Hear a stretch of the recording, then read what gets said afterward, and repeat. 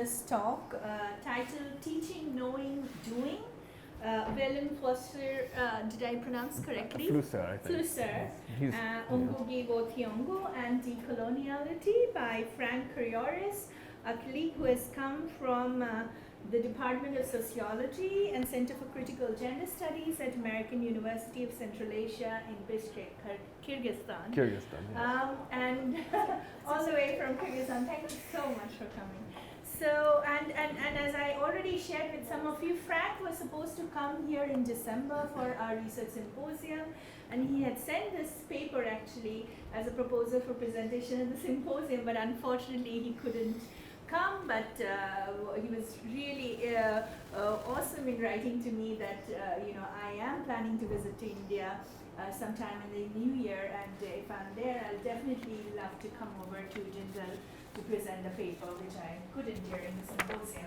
So we are really, really glad that Frank is here with us today with his very interesting work that he is doing at the American University in Central Asia, and something which is very relevant for all of us here who are interested in improving the quality of teaching and learning in higher education. And he takes a decolonial, post-colonial perspective in looking at these issues in the context where he's working right now, and he's going to share some of his, some of the work that he's doing in that. Some of the musings. Some of the musings, and there's some of the future work also that he's probably envisioning to do, and maybe we can find a way we can do some work collaboratively. I hope so. In the future, because that's a space of work in which I'm personally also very deeply interested, and I'm sure many of you are here. Those of you who are for the talk. Over to Frank then. Ooh, that's a high bar to meet. So actually, hi, I'm Frank. We haven't met. He's the dean of our School of Public Policy and Governance. Well, thank you so much all for coming. I'm very happy that you're all here. My hope is that I don't like giving lectures. In other classrooms, I would have actually removed the table, but I feel like removing this table would take quite a feat of mechanics at this juncture. So we're going to stay around the table, but I'm hoping to give a short talk, breeze through some things, and kind of have a discussion, be much more dialogic, much more kind of Socratic in our kind of way that we start moving through this, if that's all right with everyone. But so thank you for that exceedingly, excessively, far too kind introduction. So here's what we're going to kind of look at today. The PowerPoints are up there in case anyone wants. Otherwise, I'm just going to chatterbox as well. We're just going to talk a little bit about who we're talking about so that we have an idea about the text. We're starting with two texts, so it's important to kind of ground us in what we're doing. And then we'll just go a little bit through the different components that I think an argument surrounding the classroom and kind of decolonizing and looking at new forms of communication in the classroom could go through using these two authors. So Thiongo, born in Kenya in 1938, is coming here apparently on the 23rd, which is lovely. Into Delhi, apparently. Just heard on the 23rd. Please go check it out. Yeah, so he was jailed for his political belief for about a year, and then he was exiled from Kenya for about 22 years or so. He now works over in Irvine in California and has been working there for quite a while. It's an important point for him and for us to recognize and note that he originally, while writing in English, has changed and has written in his kind of more homeland native languages, in Gikuyu. I don't actually know how to pronounce that, but Gikuyu, and Swahili. So, right, this is an important kind of context and beginning political action, right? That it's not simply what he says, but how he does it and what he says it in, right? As we've already started talking about, Indian English is not necessarily recognized in the same way that British English is as legitimate. So the book is Globalectics. It was originally a lecture series at Irvine in 2010. So just so you can see this kind of lovely Basquiatian kind of picture. Willem Flusser, who maybe is a little less known to some people, was a Czech and Brazilian intellectual and writer and philosopher and thinker who he was a Jewish thinker, right? He was born during the Holocaust, and he fled, and his whole family ended up being killed during the Holocaust, actually. And so then he ended up in London for a period and ended up then all the way into Brazil. Throughout his life, he wrote in 4 languages, again, to talk about language and what this has to do with this, right? English, French, German, and Portuguese. Both of these people are not traditional academics in the sense that they have PhDs and are working under that kind of standard model that we now talk about. Flusser never finished his even master's degree, which really impeded his ability to go teach in a lot of different places and give lectures. So most of the time he couldn't ever go to the US and work because he just didn't have the institutional qualifications to do that. So this is just to set up who we're talking about in case not everyone's familiar. I'll talk about more what they do. Flusser is more of a media theorist. Tiago is a novelist, right, and an essayist, right, and political activist. So here's the book. It's all black on the screen. Surprising Phenomenon of Human Communications. This, again, was a series of lectures given in France in the mid-1970s. So it's important. The reason I've chosen these 2 texts is not just because of who the people are, but because they're lecture series, right? They're oral, given, spoken texts that immediately situate us in different relationship to an audience than just a written piece, right? We're talking to someone in the same way that we talk to someone in a classroom, because this is what they're doing, right? So kind of foundational and fundamentals of what I want us to talk about, or what I'd like to think we might talk about, is Freire's concept of the teacher-student relation, right? Rather than thinking about these as distinct or as a slash in a binary, right? Freire suggests we must ultimately always think about these in connection to each other, right? That they are not just in conversation, but they are co-constituted. They come into being in conversation with each other always and ultimately. There is no teacher without the student, right? And the same thing is true, as we'll get to in just a second with Tiago, right? There's no master without the slave, no colonizer without the colonized. These are not possible things, one without the other, right? And he says education must begin with the solution of that teacher-student contradiction by reconciling the poles of the contradiction so that we are both simultaneously teachers and students, right? We are always teaching and learning. Derek Ford, a more recent thinker, kind of builds off this and says the teacher and the student must relate as agents who are encountering each other and through dialogue naming their world, right? There as a together, not one or the other, but together naming their world. In kind of the general critique of standard education, this banking method, Freire says the teacher talks about reality as if it were motionless, static, compartmentalized, and predictable. God, if that doesn't describe a lot of classrooms we've probably all been in, right? The teacher sits there and lectures as if we all know and have to know a specific set of things that define the world as if it is just one single way and will continue to be that one single way and always has been. So that's kind of where this all sits on, right? And so how we build Tiago and Flusser after that builds on this fundamental question of trying to resolve the contradiction between these two. Colonialism, as I've already said, I don't need to explain exactly what that is. We're in India. You know much better than I do the kind of ramifications, the deep-seated kind of ramifications. But Tiago reminds us that in the master and slave relationship, there's no neutrality, right, in anything. And what he says, he adds this caveat, especially of knowledge, right, especially what we constitute as knowable, as legitimate knowledge, right? The post-conquest being is the unequal relationship of the master and the independent consciousness whose essential nature it is to be for itself, right, the colonizer, and the bondsman, the dependent consciousness whose essential nature is simply to live and be for another. By virtue of the first, the second comes into being as such, right? So this is just how Tiago is kind of describing this. And he uses the wonderful, Tempest from Shakespeare, which a lot of people have used. A variety of people have talked about this. And it is Caliban who, of course, begins with knowledge of the island, right? Which he then transfers to Prospero. He gives him the knowledge of what it means to be on the island, how to live on the island, how to literally not die on the island. And yet, for Prospero, this is not, of course, how he sees this. He sees this in a very different way.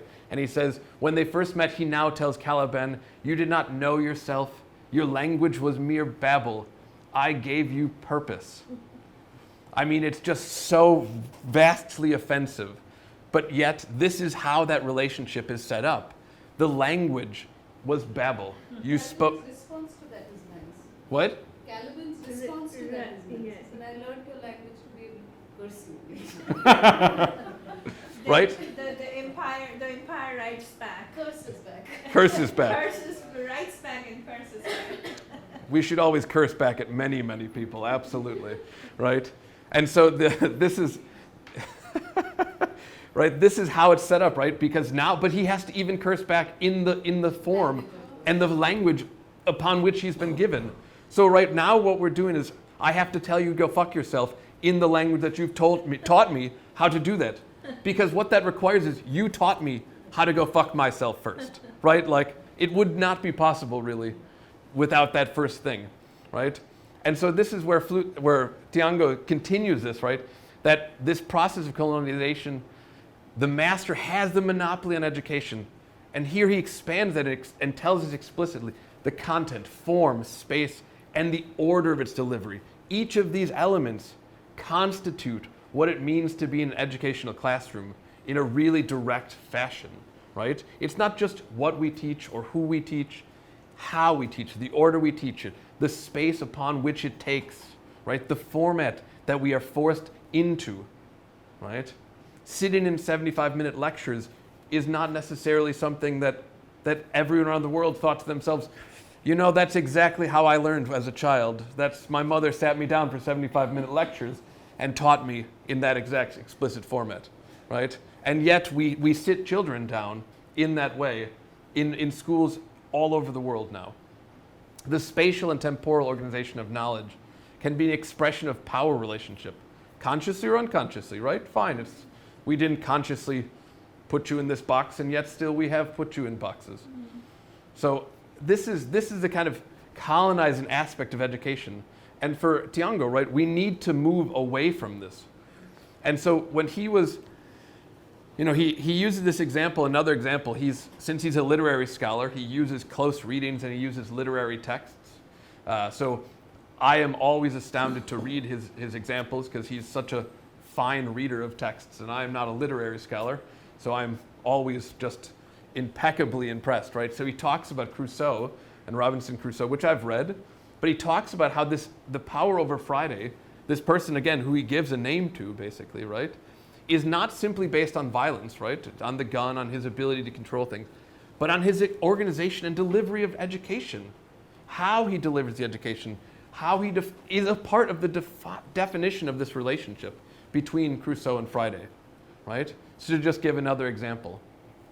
And so these are the kind of ways that immediately in post-conquest, right, he's talking about how we dislocate people from where they're at, right? By educating them, we are educating them out of their locale, right? And yet we are not educating them into England, right? We don't make them English.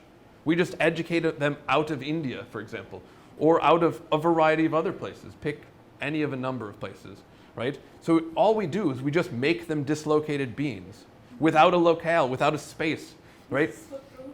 You all feel that way. This is what I mean. I'm not explaining something you don't know. I'm just covering the basis of our argument. You just live with it all your life, you know, and there are no solutions. You just live with it. Yeah. Because how do you resolve that contradiction, right? I cannot be where I am, and yet I cannot be where they've asked me to be. How do you ever resolve that there's no possible resolution, right? Again, you may curse your master, and yet somehow, you know, what happens when we see in slavery in the US is abolished, fine. What happens is, where do they go? Where do slaves find a place to go?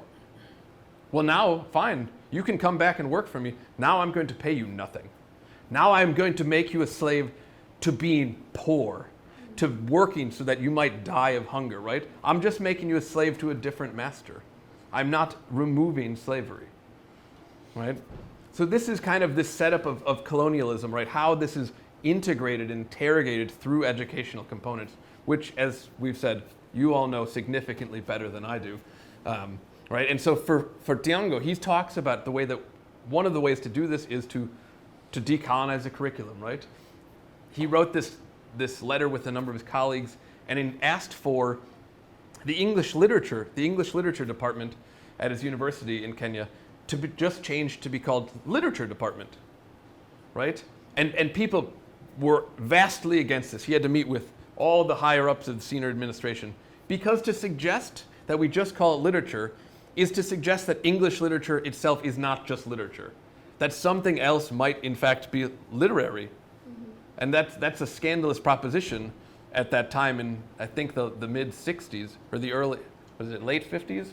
Yeah, right? So it's a...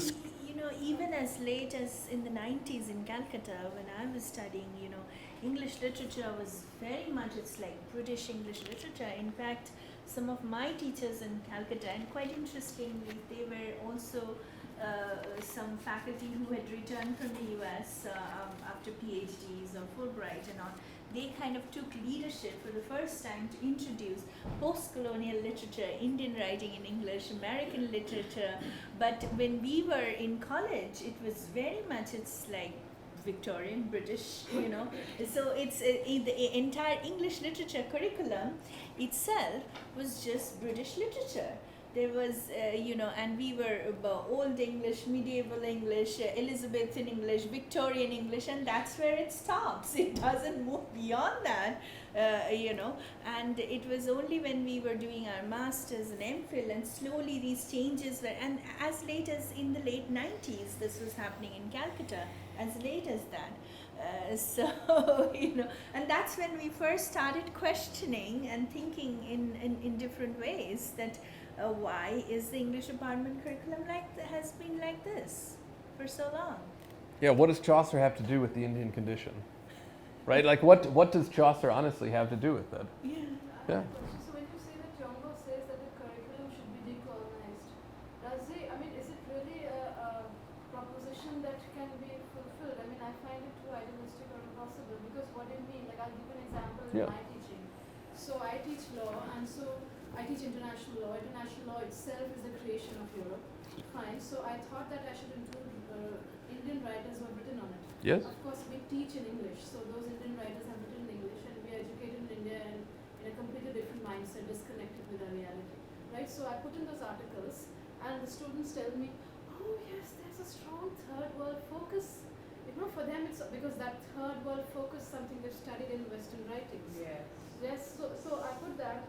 And then I discovered that all my colleagues have got Western readings in their course manuals. So I changed mine, and next semester onwards I put in all the Western readings.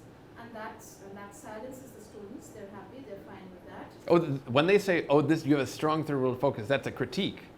Is that what you're saying? No, it wasn't a critique. Oh. They were not unhappy with it. Okay. It was a comment they made. It was something worthy of comment. Positive. It was not negative at all. Okay, just checking. Yeah, but when I put in the Western writers, there were no comments. It was taken as something standard, normal. It didn't hit their heads to make an observation, right? So it didn't. So this is what I want to say. That's one thing. Why did you change it? Why did you change it? No. The thing is, if you're teaching various sections, you have to make the first one like the others. Okay, that's one thing. Secondly, so that's one thing about your audience. But that is something, like she suggested, we can change. But what we cannot change is that if I keep the Indian writers, so those Indian writers are still writing the different mindset, like me. So when I write, when I publish, I am that disconnected individual that you talked about. So what I'm writing is completely probably disconnected to what's happening in reality here and somewhere else. Like I studied in France. In fact, I studied in Aix-en-Provence. So it's completely probably disconnected with X and India, or it's probably a mixture, but it's certainly not 100% doing justice to the reality here. And the students are fine with this. They would be fine. So I'm also a dislocated, disjointed product, just like those whose readings I'm suggesting in my course manual. So that is why I say that what Tiango is suggesting, decolonizing the curriculum, how would you do it? I don't know if you read this writer Ashish Nandi in India. He's very famous. That's what he says. How do you do? He talks about the same things, but my concern is how do you do it? The very fact that we're sitting and having this discussion is not something which just, I mean, look at what's happening in the Indian medium schools here or in the Indian universities. It's not happening in Banaras Hindu University or whatever. Teachers don't even turn up. So what we're doing is certainly not doing justice, it's not an emulation of what's the reality here. So how do you change? So what he's suggesting, that's why I say it's like impossible. It's very idealistic. Yes, And Frank, you're not letting me speak. Yep. But I teach Shakespeare, right? So the most colonial of colonizing things ever that was introduced in the curriculum. In fact, Shakespeare as a thing to study started with the colonial curriculum. Nobody studied Shakespeare in Oxford and Cambridge. Exactly. Right? But so Shakespeare then becomes this thing, and that if you want to appear literate and educated, you're able to quote Shakespeare, right? That's the cultural valence that it continues to have. But let me actually go to the other end of the conversation that Moshmi started by saying that when we were students, we studied Shakespeare the way A.C. Bradley taught you to read. Now, two things have happened. There aren't enough Shakespeare teachers anymore. If you look at Indian universities carefully, PhDs on the Renaissance are no longer happening now that the Jadavpur department has retired. That's where the PhDs in Renaissance were coming out. So now if you need a Shakespeare expert, these are people who are typically doing PhDs abroad. So I'm one of them. In my previous university, we needed to hire another early modernist, and all our candidates had to be people who had done PhDs abroad, and ultimately that's who we hired there. The Indian universities aren't producing them. So now, what is an English literature component? There may still be one Shakespeare play, there may still be Keats or not. Many of these universities now, including liberal arts here, these are no longer the mainstays of English literature. So it has changed a lot. And so now I'm on the other end, right? So I still teach Shakespeare. I'm teaching Shakespeare right now in the School of Journalism. But how do I teach Shakespeare? I think the decolonization is also there in the sense that I no longer teach Shakespeare as this is the cultural icon that you need to learn English from. Both those things. I say Shakespeare is the equivalent of a Salman Khan film of his time. So let's read Shakespeare like that. English was a very, very insecure language then, just developing. Let's read that. Now there are adaptations in Urdu. I just watched a bunch of student performances last week. Indian curriculum is now owning Shakespeare in a very different way. And I think the decolonization is happening there. The students of Zakir Hussain College can adapt Macbeth to fit the story of Mir Jafar and Siraj-ud-Dawla, and Battle of Plassey becomes Burnham Woods, and they're doing it on their own, and they are loving it, and it's a drama competition. They didn't have to do it if they didn't want to. But I think that's because you're teaching English. Like, think of you as not teaching English. So can I have readings in Bengali, or can I have readings in Malayalam? Can I have readings in Telugu or Sanskrit? And have these people do we have journals in India publishing in Indian languages publishing on international law? Maybe No. that could be But are the that students could even- be in the future. Are What the you're students saying, even Pallavi. capable of attending lectures in Telugu?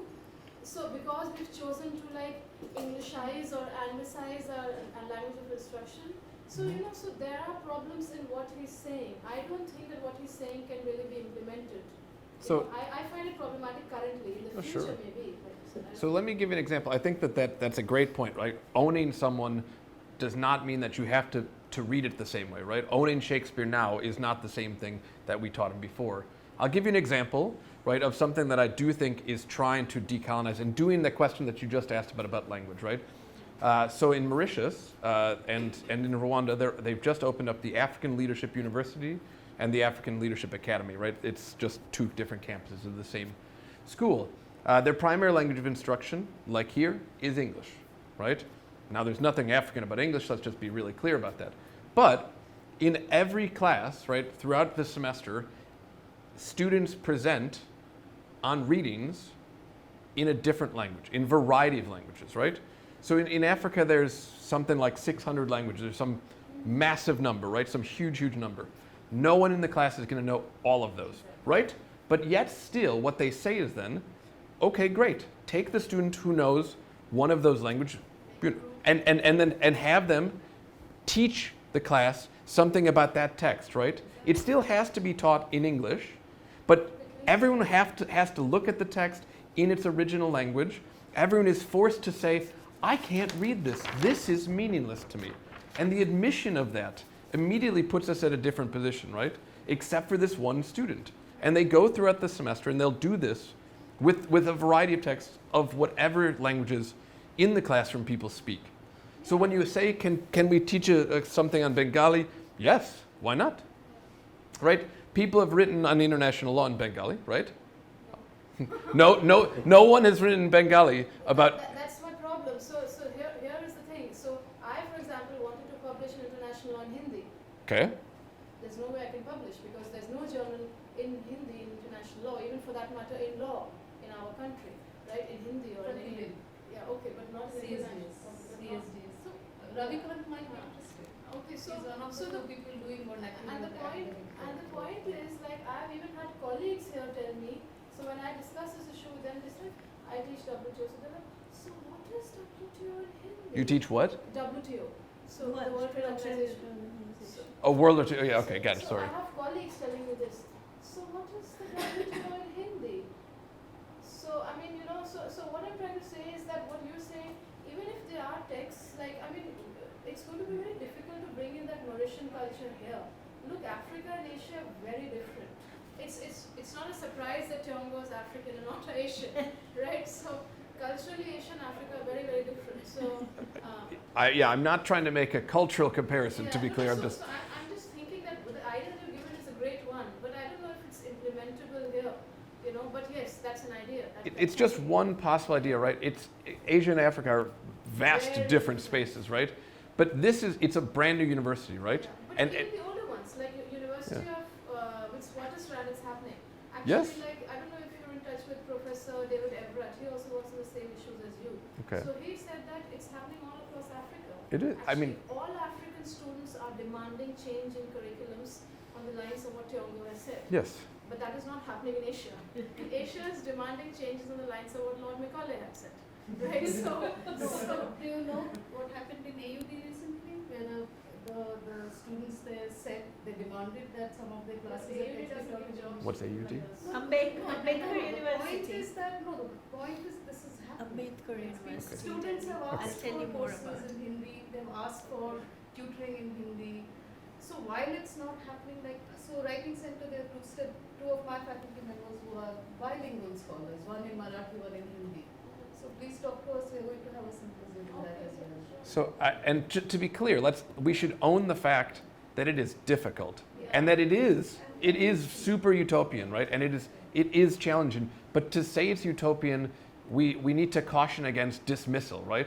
Because frequently when we say, oh, that's utopian, we mean that's not possible. And yet it is. It is possible. It's not possible. It's not probable right now. It is possible sometime, right? And that's why I'm cautious about saying it's utopian, because it's possible, not probable right now, right? And I agree. It's a very optimistic appraisal of what is possible. We want to make it happen. Yes. Shall we now move on with and we will continue on with the discussion after If you write in Hindi, you won't get into world rankings. Well, so here's an interesting point on that.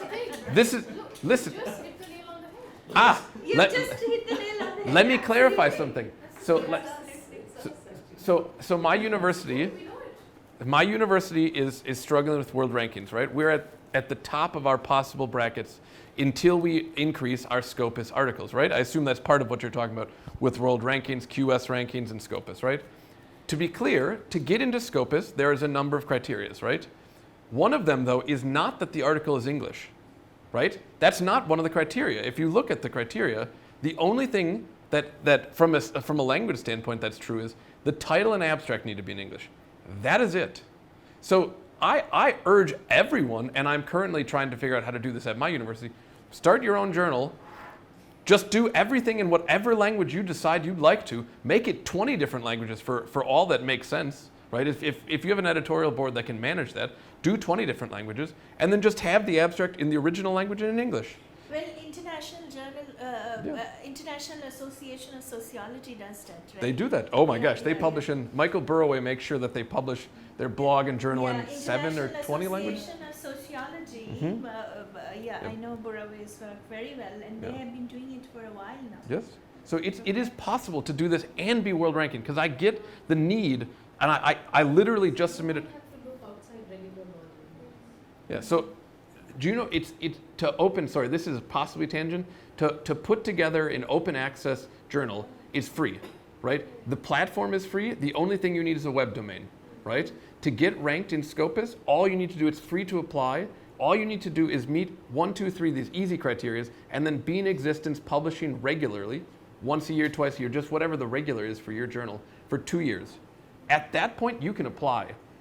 Even the Australian Sociological Association is now actually there are conversations, internal conversation now going on to follow the standard of International Sociology Association and do the same thing in the Australian context and encourage publishing in indigenous Australian languages, which is Wow, that's yeah, that is, I mean, that is yeah, difficult, yeah, I'm yeah, sure. Yeah. It's extremely difficult. In fact, but they have now, particularly in New South Wales, they have now introduced teaching Indigenous languages in schools in Australia, formal curriculum in schools, and they are slowly expanding in other states also in Australia, because there's increasing Indigenous movement for language rights becoming more and more strong. Very much so. In New South Wales, it's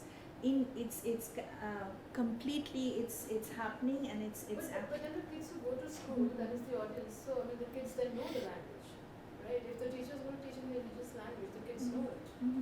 Because if the kids don't know it, the teachers they are also embedding it into the teacher education curriculum in New South Wales, in all the schools of education now, including one of the most colonial universities in Australia, University of Sydney. You know, they are seeking to incorporate it in as part of the teacher education curriculum. And another example, even Because in the if the teachers are not educated, then how can they actually teach the kids in the school? I mean, even a global north example, so Ireland, right, which was colonized by the English but has existed in a very different way colonially, right?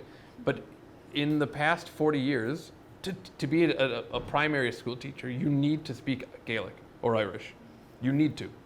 You can't get a job otherwise, because that's part of what they're trying to revive. Even in Ireland, which is part of the center, right, by most margins, right, they still struggle with trying to get things published in Irish, to get people to speak Irish, to understand that Irish is a valid language, right? So obviously India is going to have even more difficulty. You don't have just one language, you have so many, right? You have, I don't even know the number, right? So Let me give you Yes, an please. anecdote. Yes. I was living in Oslo for 3 years, and the Norwegian language that's used in Norway is basically Danish, with a bit of an accent. and then they came up with a new language, right? And then they discovered that they had a language, which about a small community of about 7,000 people still speak it, which is called Neo-Norsk. So in a nationalist fervor, they've said that 1/3 of television broadcasts and all the official documents must also be in that language, and it's compulsory for students to learn that language. yeah, Because it's the original Norwegian and not the colonized Norwegian. sure. Now, when every year in summer, in May, they publish, this is a small country, so they publish the rank list of students who leave school, who get the top ranks in Neo-Norsk and Sure. in this language. And you go through that list, 3 years, I've seen that list, from the first rank till about the 20th rank, all the names are Sri Lankan Tamil. You see, because for those kids, it doesn't matter, you learn Norwegian, you learn Neo-Norsk. The Norwegian kids know it's a bloody waste of time. Yeah. You just have to pass that exam, do something in it, so they just scrape through. And the top ranks are Sri Lankan Tamils. That's It's like a complicated decolonization. there's a lot of things going on there.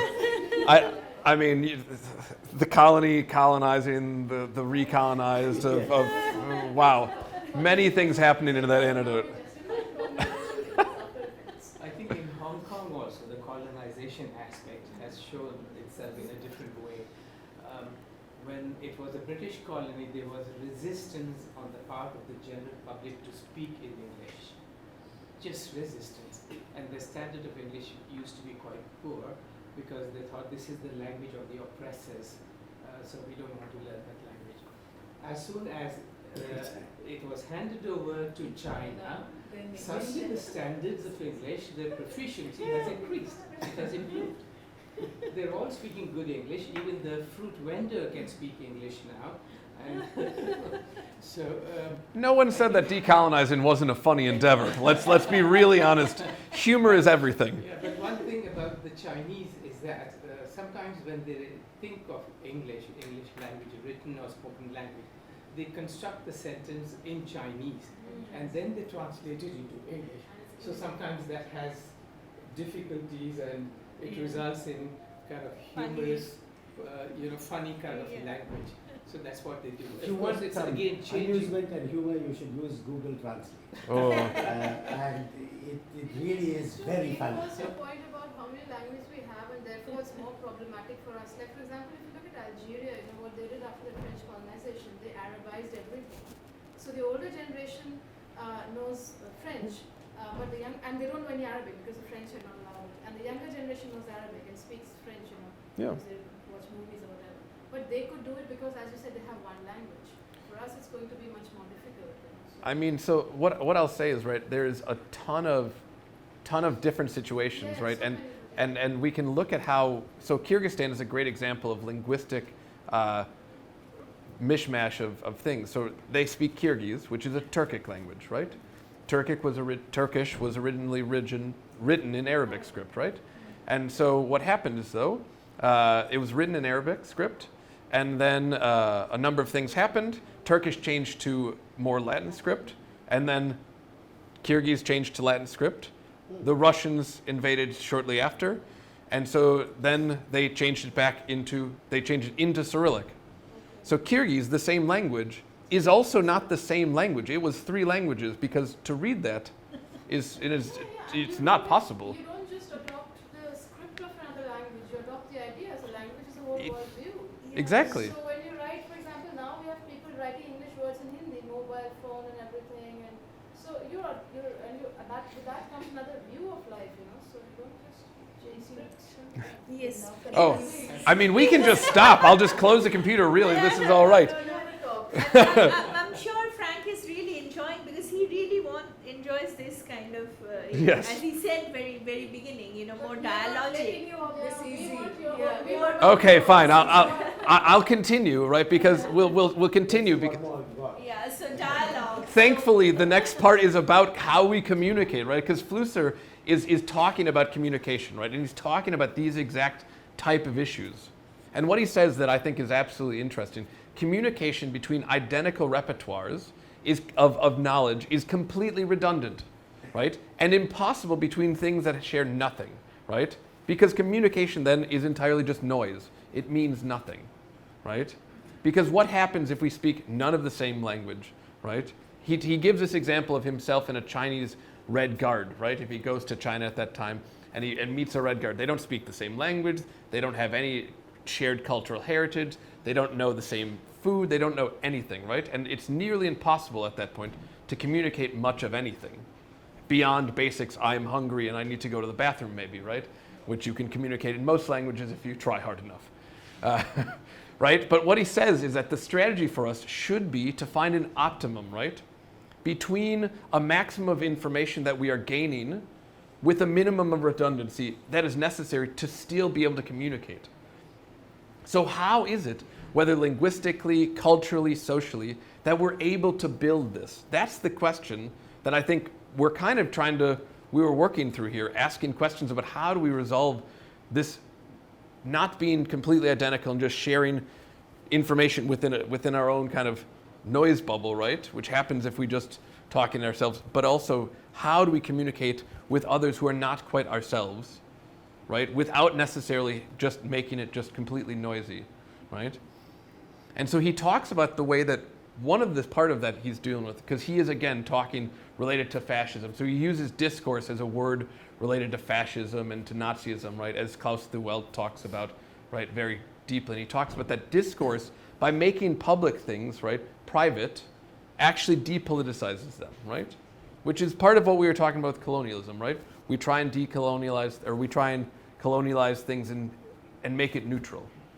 And he says dialogues, right, actually communicating with people, actually discussing, which it publishes new information, and it has the opposite politicizing effect, right? And it's for him, this is what democracy is, right? And he's starting from a very particular point of democracy, obviously, but that really, if we don't have a dialogue of sharing, then there's no point in democracy otherwise, and it's not really democracy or democratic, right? Because dialogue, right, this communication with some new information while having some shared element, if it's successful, leads to this great thing of dialectics, right, which we've all talked about and worked through, right? But what he's talking about here is that to new forms. That's what he's talking about when he talks about dialectics. That it's opening to new forms, to creation, right? And we can relate this to De Souza Santos' Ecology of Knowledges, or Dussell's Transmodernity, right, and talks about how we can think through these things. But for him, the next thing that he goes on to talk about is it in relationship to paideia, which is a great Greek word to talk about colonialism in the West, right? Paideia, as a general, it means social and cultural education. It doesn't mean formal education, it just means the most broad form of education, right? And so what he says is that actually, when dialectic of discourse becomes the most evident is when we talk about it in relationship to paideia, in relationship of sending information from one generation to the next, to the next, to the next. There is inevitably, in this passage of information, new information that is shared. For we are always learning, we are always growing and building, and the different repertoires that each of those different generations has is of course going to be distinct, right? Even within a culture, even within the same language group or same Adivasi tribe, right? The kinds of knowledge that is there is going to be different between generations for him. And so this is a good starting place, he says, to talk about how we might think through the better ways of communicating and learning, right? By creating, right? By looking at this kind of form of paideia as a form of creating something new. That in learning, right, we're not just teaching the next generation the same things over and over and over again, though of course that can happen, right? This is why paideia can also be really conservative, right? We can just teach the exact same thing to our children and inculcate them into the same beliefs, right? Racism in the US is a great example, right? We teach our children to hate black kids. There's nothing neutral or natural about that whatsoever, right? But if we're allowing people to generationally grow and learn some forms of new information, that's where really good education can happen, right? And to come back to all of these kind of topics, right? Bringing it back to decoloniality, right? Start and end with what we're trying to do here, right? If we think about, as Grossvogel does in his recent book, or the edited book called Decolonizing the Western University, that just came out in 2016 by Lexington, he says that really, if we put it as simply as possible, we can think about decolonization as challenging the study of the other as an object rather than a subject, right? A knowledge-producing subject.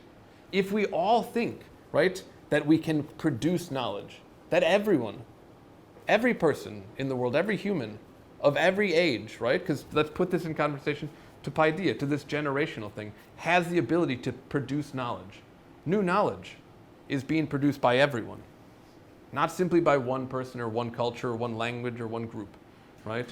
This is where all of this is how we kind of get some of that possible, right? We think about the generations as where we can start doing this decoloniality, right? We can't maybe do it in ourselves, but we can start the process down the line, right? If we push the world into new information, we have that possibility. One of the things that I also like to note personally is that both Noguchi and Flusser are really just anti-disciplinary boundaries. And I think that's so important because disciplines, I mean, bluntly, are bullshit, but more philosophically are really just constraining ways of keeping us in this noisy communication bubble where we all talk to the same philosophers or the same theorists. And what that does is they all happen to be French. I mean, what a shocking surprise that still happens, right? There's reasons why that happens. And because of these disciplinary boxes that keep us siloed, away from each other and away from different pieces of knowledge. I was talking to Amit just a moment ago, and he has a great history of moving across boundaries in such wonderful ways. And that allows us to bring new knowledge to something. If we only study history and we're only historians who study history of history, what really can we understand that's new, right? And so both of these individuals are just wildly anti these kind of boundary boxes, right? And I think that's part of the decoloniality, right? That's part of how we do that. If we continue to make sure the boxes stay stagnant, then there's no way to escape some of these things. So break down the boxes of disciplines, break down the boxes of what we think is legible to study. Two points on that. So like Yeah. you said that we have to see it as every individual is producing knowledge. So here also the issue is that what is considered knowledge and not. Like you said that some knowledge is considered legitimate and the other is not. So that's something that we need to change. Yeah. And the other thing that you were talking about boxes, that is so much present. In fact, there is this French dancer who lives in India, and he's probably around 50 years old, and he's been in India for the last 25, 30 years. And he said in one of his interviews, and he was so right because I lived in France, he said, in France, my mind consisted of boxes. When I came to India, I learned that there are no boxes, and India opened my mind. Because like as much as we think Indian society is full of boxes, caste, religion, it's much less, I think, than the French society. Because if a Frenchman who's well educated with a PhD has come here to live here, he's chosen to live here, and he hasn't given up his French citizenship. So he's living here with lots of difficulty and opened a dance company and all that.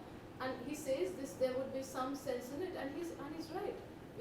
It's much less boxes here than there. So that's something we need to get rid of, because that's really affecting humanity, and it's the people who are subjects of it, like the French people are now realizing it, that it's not good for them. Forget about not good, being good for us who go there, but even for them it's not good. See, think about, as you're saying now, what you shared, why was there such a strong movement for liberté, égalité, fraternité?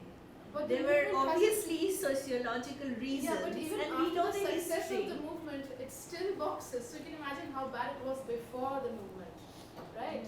So you can imagine how bad it was. Actually, we can't imagine how bad it was, because right now it's still very bad. This is European societies are also very hierarchical, including Britain, UK. Still now they have the monarchy, right?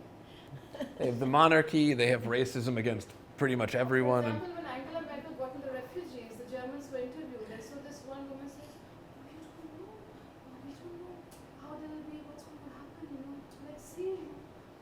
Who says that in India? You just have so many refugees. The only problem with Rohingyas is that of the government, not of the Indian people, right? So I mean, In fact, if you look at the UN data, there is more south to south refugee migration than it happens from south to north. a billion though times. Though there is much more noise created by the countries of the because we don't global north, publicize. Yeah. Euro-American and Australian. But if you look at the numbers, it's minuscule. The number of Eleven south years to ago. north migration of refugees is just minuscule I compared worked to with the UNHCR, south to so south I can tell you migration. this. I worked Yeah. with UNHCR, so I can It's tell you this. Yeah. 11 years ago, we were number one country in the world having foreigners. And I told this to my German friend, and he was shocked. He said, India has foreigners? And then this Algerian diplomat said to my Japanese friend who studied in India, you went to India to study? What did you study there? That's the views that people have. And she's an Algerian diplomat with a French father, So that's the kind of view. And what you said has already been said by, like, Biraz Swain also said it, but it's well known that, we are the ones who get all But the a lot refugees, of but the we don't time, publicize it. even those who are And in, people have no even problems those who, with it. a lot of the time, but the problem is that talking about being in boxes, in many cases, in Australia, I've seen it, University of Melbourne, professor in the School of Education, when I said this, was shocked. Yeah, that's how they are. And she was completely oblivious of it, but after I shared this, and then she went and looked into the UN data and Yeah. all these things, and then she said, oh Moshmi, you're right. It's like, and she felt like quite taken in quite a senior professor, Same thing happened to and me. so you see, this is what, like we all have black holes in our knowledge base, frankly. This happened to me with a professor closer to your region. I had a Turkish professor lecturing us about Kurds, and so I said that, well, one of the ways to go about things is like in India, in some areas we give more rights to minorities. Yes. So when I said this to her, she just was like, unlike that for around 1.5 or 2 minutes. She just didn't know what had hit her. So, so it's there, and so these are the Positive discrimination. Yeah, is so, the English so, term, sh- yeah. so these are the people who are teaching the Yeah. students. Yeah. So you know what's happening to societies the world over. So this is part of the point, though, right? These are the people that are teaching students. People who don't know that in Lebanon and Jordan, there's literally millions of Syrians and Palestinians, like just endless, and Palestinians who've been there for 3 generations now, right? This is not news. This shouldn't be news, and yet the faculty don't know this, right? And so what this is doing isn't just good for students, though, right? When we say that everyone is a learner, what we mean is we also take down that box that says, I have to know everything, right? One of the things that I do first day of class, I write on the board, or I say it loudly if I don't have a board. I don't know everything. But to do that is to risk. It's to say, you might ask me a question and I will have to admit ignorance. Yeah, but I love doing that, but then the students expect you to know everything. Like the thing is, like students view the teacher as Yeah. That's the misunderstood. cultural that's paradigm here within the Indian Yeah, context. so here like you can the teacher. Dismantle it It's- successfully. I If- find it refusing to play. If you can tear down the Raj, I assure you, you can change the way that people understand teachers, right? Like, we can change that. And we do this little bit every day, because I assure you, my students also think, faculty, you just do what they say, and if you write down what they say, and you just put it into your paper, that was exact words, right, as we were talking about, then you'll be good. Everything will be fine. Life is wonderful. You'll get A. The teacher knows everything. And yet, you need to reassert to them on a frequent enough basis. I don't. I refuse, right? It's a statement of refusal. I refuse to take what you're giving me, right? I don't know everything. But then you empower them in other ways. Yes, exactly. I do that often in my class. Yeah. So we'll have to watch the time also. And, Okay. Well, I'm almost done, right? So yes, it's not what we teach. It's who teaches. It's all of these things. It's how we do it, right? Yada yada yada, right? One of my favorite examples of kind of this decoloniality and this kind of way of non-hierarchical is Zapatismo, right? Zapatistas, the armed insurgent revolution who refuses to fire a gun, right? It's a great paradox, right? They say we're not just fighting to overtake the government for our world, but to open up a variety of worlds, right? To open up the possibility of other worlds, right? And this is part of what we're doing, right? When you tell a student, I don't know everything, you create a possibility of other answers to the question besides the faculty must know that, right? Maybe they know it. Maybe they've learned it. Maybe their parents know it, for gosh sakes, right? Or maybe there are 100 different responses. There's a billion, right? Each of these things, and it opens up a possibility, right? So some tentative conclusions, right? Trying to wrap this up. These are super tentative, right? I'm totally oppositional to disciplines, which has its great root in being disciplined, right? I once was talking to a friend and they said, oh, I have a class on disciplinary methods. And I asked her, oh, so which week do you do whipping? And which week do you do the riding crop? And, you know, Supposed to do all that, yeah. Week. I mean, that would be much more fun if we did handcuffs and riding crops and stuff. That sounds like way more interesting to me, right? But we also need to be oppositional to the folks solely on the who, right? Just because you teach Indian authors doesn't mean you've actually done much, right? Because what if they're just reinscribing British politics, right? Because all of this sits on the idea of critical pedagogy, right? Which is that critical pedagogy is always and is forced to be anti-colonial, anti-racist, anti-imperialist, anti-sexist, right? That it is always inhuman, right? That it is always that. So it's not just, teach lots of Indians, teach men, teach women, right? But just because you're teaching women doesn't mean that Margaret Thatcher is a good model for people to take on, right? I mean, this is not news to anyone, right? Margaret Thatcher is a woman, but that doesn't make her a feminist. It doesn't make her politically on the side of this goal, right? At all. It actually, she's super opposed to it, you know, whatever, right? But to put it in a really blunt fashion, if we stop reading in the direct and less direct sense, the only West or the only the West perspective, we just stop learning for Flusser, right? because then we're only reading in that bubble, right? If we only read people who work on higher education policy, then we have also stopped learning, right? Higher education policy, while great and expansive, is still only a bubble, right? How many academics in this room read novels on a frequent basis?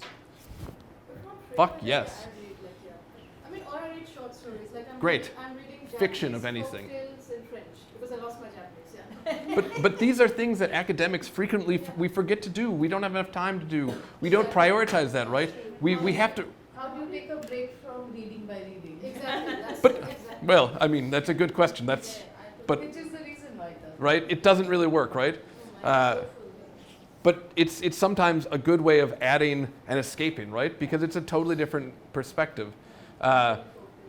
Right? When we talk about impossibility or utopian, we need to remember that academic institutions are resilient to change, not just because they're institutions, which makes them resilient, but also because they are accomplices in generating the reality that we are talking about. They are literally, in so many ways, helping people do the job, right?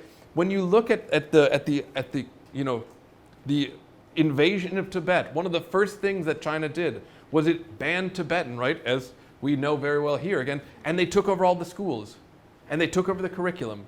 One of the first things that Israel does to Palestine is they take their books, right? And they take them out of schools. Because institutions can reify or help deconstruct. They help create this reality. And that's what makes what we do here at them so important, and why it's so hard, and why it feels like a never-ending task. Because it is. Institutions, even the best, even the most politically aligned institutions, are still a challenge to get on board with doing anything like this. And yet we must still just continue to struggle, right? It's like anything else in life. Just keep doing it. Yeah, and so the last thing, and then we'll have a discussion, right? I literally just wanted to make sure that I gave some ground to India, right? Because I'm in India, it seems literally sacrilegious to not give a quote from Tagore, right? Our mind does not gain true freedom by acquiring materials for knowledge and possessing other people's ideas, but by forming our own standards of judgment and producing its own thoughts, right? And this is from the early 1900s. Yeah. We know this. This is not news in India, right? He wrote this right here. We know this. Okay, so that, yeah, Question. great. So given all your conclusions, I think, Tentative. tentative. Tentative. No, just thinking because it's something I'm thinking about. Mm-hmm. So it's easy, say for example, in an interdisciplinary writing Yes. course, to tell myself, although I'm taking essays from various things and we're dealing with content, focusing very much on how is the author saying this, you're writing this, but how. Yeah. It's easy for me in those courses to divest myself of the responsibility over content. So when I'm teaching Judith Butler, I say at one level, it doesn't matter whether you get Judith Butler or not. The final exam is not on that. But let's look at how she's writing, and though she's well known to write terribly, actually, if you look She's at her wonderful. text closely, so tight, right? I find it a very useful text to teach writing, right? Very tight, very logical writing. So I use it further. So I said, look, I'm not. By the end of it, you don't know what a great argument is. Not my problem, right? But when I'm teaching Shakespeare, or when I'm teaching a course that is built around content, following what you're saying, then how do you envisage the relationship of a teacher, of a learner, say both student and faculty, to the content of the course? Say you're teaching international law.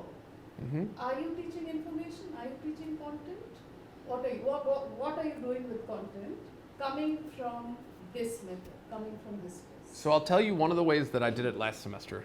And I'll be honest, it didn't work perfectly, right? Let's just be clear. Failure is part and parcel of trying something and of admitting we don't know. So I came into the class, and so I was teaching first year seminar, which is Intro to Liberal Arts, it's Intro to English, it's Intro to Philosophy, it's Mana Studies, which is their epic, it's Russian Studies somehow, it's Kyrgyz Studies, so it's literally, they just cram a bunch of things in here. So content-wise, it's a lot. There's a ton of content to cover in a short period of time. And let's say the reading for that day was Plato. I've forgotten. Not really important in this exact example. So I can't. Question, sorry to Yeah, interrupt. no. Your students are mostly Kyrgyz. Yes. So our two populations are Kyrgyz, and then the second population is Afghan. because so I work at the American University of Central Asia, and because we are still neo-imperialists and development models work really well, don't they? We give scholarships to Afghan students to come to study here, because studying in Kabul is next to impossible because we've decimated their entire country. So, you know. So, and the teaching and everything, the curriculum is all in English? Almost entirely. There are some classes, electives that are given in Russian, but yes, the primary, our school is an English language school. And those who teach the courses in Russian are generally Kyrgyz professors or Russian. They could be from the area. They could be. Have so many people. They have so many Yeah, people, yeah, right? yeah. So there's a bunch of people who teach the possible. But so I came to the class, and let's say the reading was Plato, right? 15, 20 pages of Plato. These are first-year students, so they don't know. These are not like master's students who, you know, you can necessarily trust them in the same way. And I came and I said, okay, class, I didn't do the reading today. Today, what we're going to do is you're going to tell me how to teach this material. Take 20 minutes, look at the material, and in a group, I want you each to come up with how you would teach this material if you had to teach this material, right? Now, beyond, it's not just me being lazy and not wanting to prep that day, of course, though that didn't hurt the night before, of course, right? But the way of doing this, right, the content is still primary. And when you have to think about teaching something, as we all know, you think about it from a different perspective than if you just read it so that someone else teaches you, right? So in this sense, I basically force them to have to be the teacher. But in small groups, no one is put on the spot. You must be teaching today. Sure, but what if in those discussions, in your opinion, Yeah. and you've read Plato and you have a sense for what they need Yeah. to get, and they don't, And they don't get it. what happens then? So here's the thing, right? So what if they don't get it? Yeah. Well, I'm asking them to set out an activity. And so what happens is then, right? So they're in it and they're trying to figure out what does it say, what does it do, how would you best do this, right? Sure.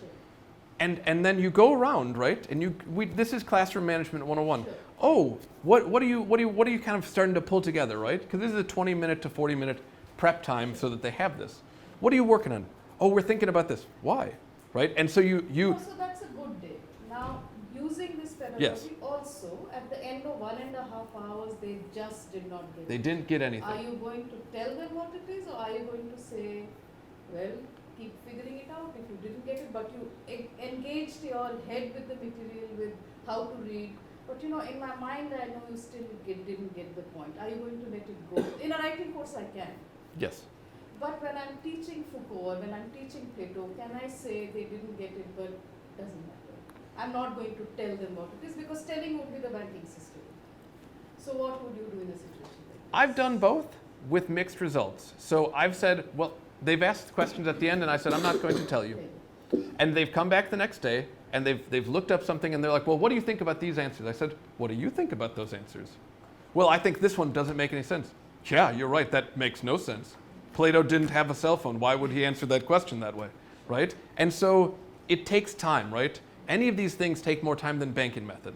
No, that's cool. No, just the idea of content. Yeah. That's where we are stuck. Yeah. I have to deliver my content and you have to know this. You have to know it. Like that's why the final exam, that's why all these lectures and everything. But if we are saying, as you are saying, that we are not going to stick by discipline, we are focused on how and not what, then are we still, no, is that something that's still holding us back? Can we, for instance, say, you didn't get Plato, but you did get other things, you approximated pretty closely with Aristotle, you know what, I'm not going to let it go. Maybe 5 years later you'll come back to the text and figure it out, and it's okay. It's okay that you did not learn that in this class. Is that all right to do? It is, right? I mean, so what is I tell my Well, students. What if there isn't, like, the content that's relevant? For instance, if you teach politics, Okay, politics. right? Now, the concept of, say, representation, people have been elected to parliament. Yes, great. Now, the way it's understood in India is completely different from the way it's understood in Westminster. I'm So certain. if you have, politics texts that print Burke's speech to the electors of Bristol as to what it means to be elected to the House of Commons, it's nonsense in this country, right? But the problem is that because of all of this, we don't have enough material where people have, you see, you can make the point that it's not the same thing, But you also need more literature that is sufficiently theorized. See, what's lacking is this: we can make these critical observations, but the reason why much of the Western literature holds the ground is because it's well theorized. You see, so the point is, as somebody said, it's all very well in practice, but doesn't work in theory. And there is a serious lack of theory.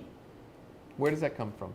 That's because all of us have not engaged in it. We've not Theorists. done it. Yes. So let me reductum ad absurdum. So there's no Indian theorists. No, hardly any in terms of teaching such concepts. Oh, to teach the concepts. Yeah, I mean. But can I say something, if you don't mind, in this context? But there are scholars now, but not coming. Of course, we have Shiv Vishwanathan here at the university, but then there are a few scholars from Australia that I know, and also from Latin America, say Walter Mignolo and Santos, and whom you mentioned over here, or Raven Connell. And the name of a book itself is Southern Theory. I contest that a little bit, let's be honest. Australia's not that south.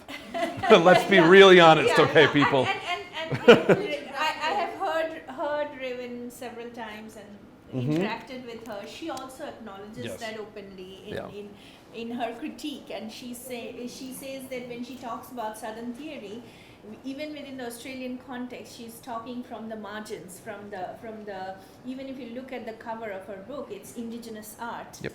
So she's coming from the marginalized perspective, not mainstream Australia. Yeah. So they would really, they'll say that once again, we are not taught to think. Thank you so much. Tagore had his theory, Gandhi had his theory. We are not taught to read them or engage with them. We are not taught to read them or engage with their text as theory. Because theory, that's part of the problem. theory comes from the word Greek. It comes from the Greek word theoria, which means a view, a standpoint, right? And so Noguchi actually brings this up. He says, yeah, I have a view, you have a view, you have a view, right? So everybody has some theory, right? We tell this. And Connell, and particularly Raven Connell, I found she does a wonderful job in her book Southern Theory. She first begins with some of the top name Northern theorists. The first half of the book is on Northern theory and the problematics of applying Northern theory to analyze social science data coming out of the global south. And she does a beautiful job in a very simple language to point out those gaps. What is missing when we are framing research using theory coming out of a certain context of the global north and seeking to apply that to data collected from the global south, and she does a wonderful job. So the entire book is written first beginning with some of the top northern theorists and a sharp evidence-based critique of the gaps before she goes on to southern theory. And so she actually gave a lecture at a conference I organized, and she was critiquing ethnography. So the conference was on masculinity and ethnographies. So she was critiquing ethnography from this standpoint, right? Oh my gosh, yeah, obviously, obviously, yes. So I've known her for a while now. But so one of the great things that everything that we want to talk about, someone in a localized context or a context similar enough to us that it's more comparable has talked about, right? Like Mignolo is a great example. Latin America, like South America, have brilliant theorists, right, of varying sorts, right? And we just need to. Mignolo even brings a lot of theorists from the Middle East. Yes. In his writing. Yes. I mean, there's wonderful people in a lot of these places, right? And so. But they're not just because we are not taught to read them as theorists, and we just don't know. It's outside of our, what we know. So we view theory as what we are taught and what we are not taught. That's what I was saying. How do you say what is a theory? Like, what is a theory then? Because how you define a theory. This is the thing, though, right? You can define it however you choose. No, because like you're saying, to tell people we lack theorists, so we don't lack them. It's just that we're not educated. And that is something and we don't see them also. as theorists. You must have also read Chen's work, Chen. Asia as a Method. Have you read Chen's work? I don't He's a think- Taiwanese scholar coming from cultural anthropology background. This is another scholar very similar in line to Raymond Connell and Mignola's work. Okay. And he literally uses the term, we need to de-imperialize theory itself. Because if we talk about Asian studies sitting in Asia, then what were these? Foucault or all those big names, they were also doing European studies in their own context. Yes, area studies. Within their own historical, political, and geographical context, right? Certain aspects of it is now global because the processes of globalization, so we cannot say that it's, but at the same time there were these other, maybe you'll find also interesting reading Chen's work. That'd be great. What's the first? Quan Shin Chen, Quan and Shin the name Chen. of the book is Asia as a Method. I mean, and there's a lot of these He's things a happening. Taiwanese scholar. There's a lot of these things happening, and there's a lot of ability to do something. So maybe there's not the background, right? But we certainly have movement, and that is all we need. All you need to plant a field is seeds. You don't need corn. You don't need a whole plant or a coconut tree, right? You just need the seed. It starts from nothing, and suddenly you can have That this doesn't big thing. mean what, and I found that Gayatri Spivak's, the latest book that she wrote, Critique of Post-Colonial Reason. It's like critique of a critique. It's not like we are not discounting the grand narratives, the European theorists. It's useful. But at the same time, we need to also think about these other worlds and these other worldviews. And there's Vivek Chiber's book just came out, quite a few years ago. But they just came out with, what is it? Post-colonial specter of post-colonialism or I whatever. haven't read Chiber Okay. that much. Okay, but so that book came out, made a big scene, and so they just released him in conversation with a number of different people, right? And so we're having these conversations more and more and more, and the seeds are coming more to the seed, right? So I think that in all of these things, we have a lot of spaces. So look to the home, look to the people who we are in solidarity with, right? I think that's one of the best things to start with. Look to those who we find solidarity with. What our colleague Ananya, who just left, and that makes me also thinking that quite a bit has, as we are part of it when we are embedded in it, we don't always observe the change. But as she had the experience, and which very much similar to mine, a lot has changed in the last couple of decades. Even in terms of the English department curriculums across the country. Just one department, right, we are talking about, but then similar things can happen in other departments too. Great. Right? Thank you. Thank you Any so other much for- questions? Anybody? Thank you all for coming. Much And appreciated. this was a wonderful session. I think it was very dialogic.